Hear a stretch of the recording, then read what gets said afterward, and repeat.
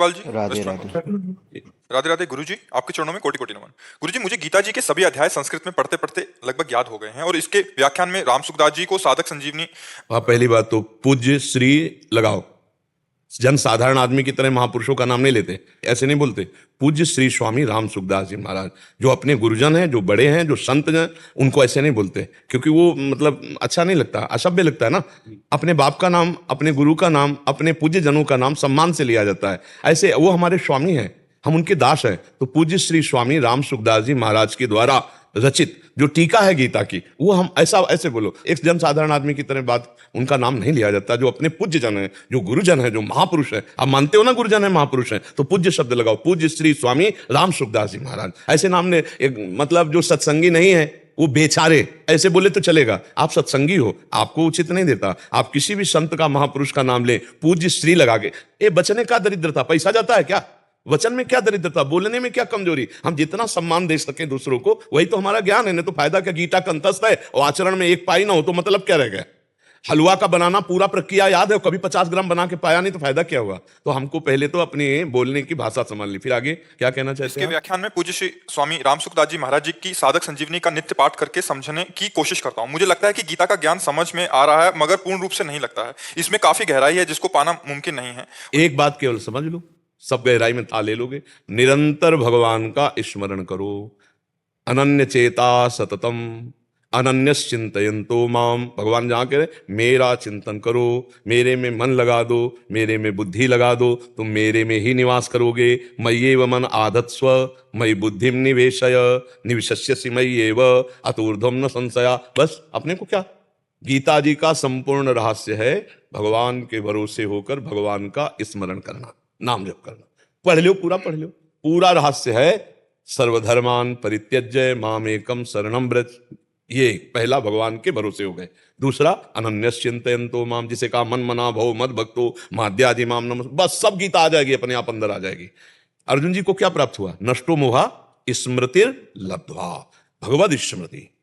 भगवान ने आदेश किया मामुनिस्मर युद्ध च, अपने कर्तव्य का पालन और स्मरण। अगर भजन निरंतर नहीं हो रहा तो गीता याद कर लो, भागवत याद कर लो, रामचरितमानस याद कर लो, सब, फिर भी आपको परम विश्राम नहीं मिलेगा। क्यों?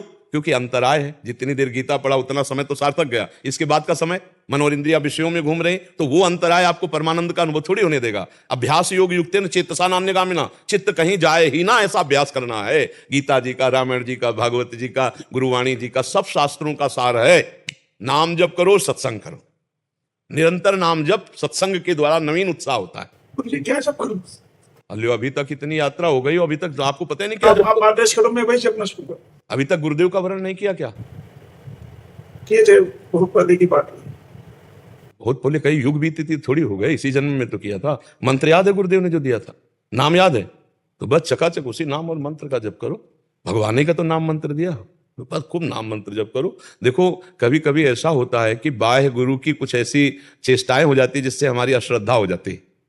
लोक व्यवहार में ऐसा होता है, जैसे मान लो प्रभाव, अब अज्ञानी जीव को तो कुछ ज्ञान है नहीं गुरु किसे बनाना चाहिए, तो प्रभाव सुना, प्रवचन सुना और दीक्षा ले ली, और कुछ फिर उसके जीवन में ऐसी घटनाएं घटी कि अश्रद्धा हो गई।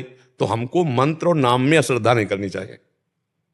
जो हमको मिला वो सच्चिदानंदमय, जैसे गुरु ने कहा राम जपो कृष्ण जपो, तो अब हम वो बात पकड़ लें और कभी कोई चर्चा न करें कौन हमारा गुरु, क्या हमारा, कभी चर्चा न करें। बस हमारे गुरु हैं और हमारे गुरु ने हमको दिया है, बस खूब जहां मन लगे वहां सत्संग सुन ले और खूब नाम जप करे जो गुरु ने दिया, बढ़िया भगवान की प्राप्ति हो जाएगी।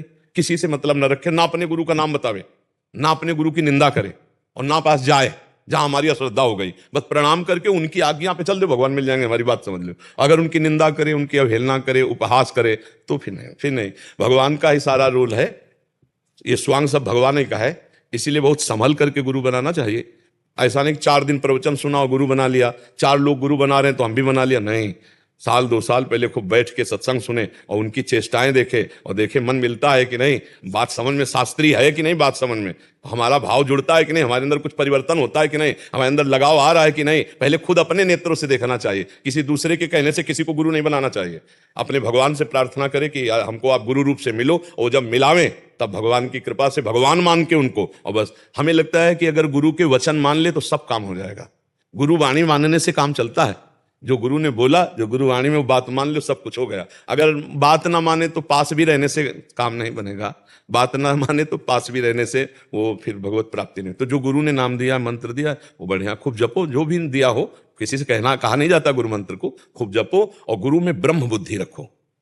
भगवान के 3 लीलाएं हो रही जगत में, एक सतोगुणी लीला, एक रजोगुणी लीला, एक तमोगुणी लीला, एक सृजन लीला, एक पालन लीला और एक विनाश लीला। तीनों हमारे भगवान के, इसलिए हम उनको नमस्कार करते हैं और अपना भजन करते हैं। जब हम मिठाई लेने जाते हैं तो हम ये नहीं देखते कि मिठाई बेचने वाला मिठाई खाता है कि नहीं, हमें पसंद आई, हमने खरीद लिया और चक्क पा लिया। ऐसे हम प्रवचन सुनने गए, सत्संग सुनने गए, गुरुजनों से मिले तो अच्छी बात जो मिली उसे पकड़ लिया, अपने जीवन में उतार लिया, चल दिया। हम ये नहीं देखते कि वो इसमें है कि नहीं, हमें बात मिली, हम चल पड़े। ऐसा साधक बहुत जल्दी कल्याण को प्राप्त हो जाता है, नहीं तो निंदा, स्तुति और सब ये सब प्रपंच फिर होने लगता है।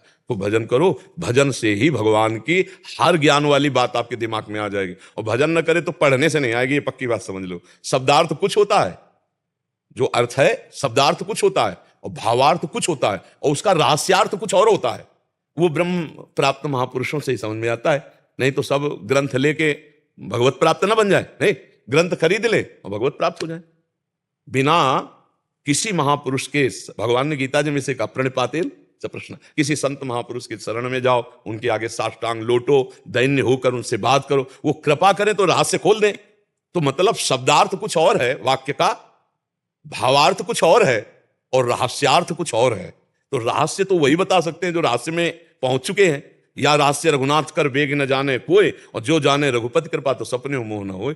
अब आज से नाम जपने का अंतराय न पड़ने पावे, ये तुम बात पकड़ लो तो गीता जी का सब रहस्य अंदर आ जाएगा। निरंतर जो नाम जप करता है उसे सब ज्ञान हो जाता है, सब कृपा हो जाती है, सब गुरुओं का आशीर्वाद प्राप्त हो जाता है।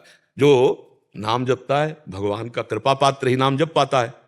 तो जामवंत कहा सुनु रघुराया, जा पर नाथ करहु तुम दाया। ताहि सदा शुभ कुशल निरंतर, सुर नर मुनि प्रसन्नता ऊपर। सोई विजयी विनयी गुण सागर, तासु सुजस त्रैलोक उजागर। जिस पर आपकी कृपा हो जाए वही विजयी, वही विनयी, वही गुण समुद्र, समस्त ऋषि मुनि उसके ऊपर बरस पड़ते हैं। जा पर कृपा राम की होई, ता पर कृपा करे सब कोई। खूब नाम जप करे, भगवान का भरोसा, यही गीता जी कह रही। मां मनुष्य युद्ध से, अपने कर्तव्य का पालन और डट के नाम जप, किसी से आशीर्वाद मांगने की जरूरत नहीं, सबका आशीर्वाद आपको प्राप्त हो जाए। और भजन न करे परपंच करे तो भाई चाहे जो कुछ कंठस्थ कर ले, चाहे गीता भागवत वेद कंठस्थ कर ले, और भजन न करो तो लाभ नहीं मिलेगा भाई, पक्की बात समझ लो। बुद्धि में सब कुछ ज्ञान है सबको, लेकिन प्रयोग कहां कर पा रहा है। ज्ञान है कि ये नहीं करना चाहिए, पर जब मन जो चाहता है करवा लेता है। क्यों? भजन बल नहीं, तपस्या बल नहीं। इसी को हमें प्राप्त करना, भजन। काम क्रोध आदि लोगों पर विजय प्राप्त करके इन दोषों पर भगवान की प्राप्ति होती भजन बल से। गोस्वामी तुलसीदास जी बहुत बड़े महापुरुष हैं, वो कह रहे हैं बिनु हरि भजन न भव तरी, या सिद्धांत अपेल। बिना हरि भजन के भव समुद्र से पार नहीं हो सकते। चाहे बालू पेल के तेल निकाल दो, भला निकलेगा बालू से तेल? बोले नहीं। बोले जल मथ के चाहे घी निकाल लो, बोले निकलेगा? बोले नहीं। बोले असंभव संभव हो सकता है, पर बिना भजन के बहुत समुद्र से पार नहीं हो। इसलिए खूब डट के नाम जप करो। गीता जी कह रहे अनन्य चेता सततम यो माम स्मृति नित्यसा, तस्याहम सुलभा पार्थ। मैं उसके लिए सुलभ हो जाता हूं, बस भगवान सुलभ हो जाए, यही गीता ज्ञान है। संध्या मित्तल जी।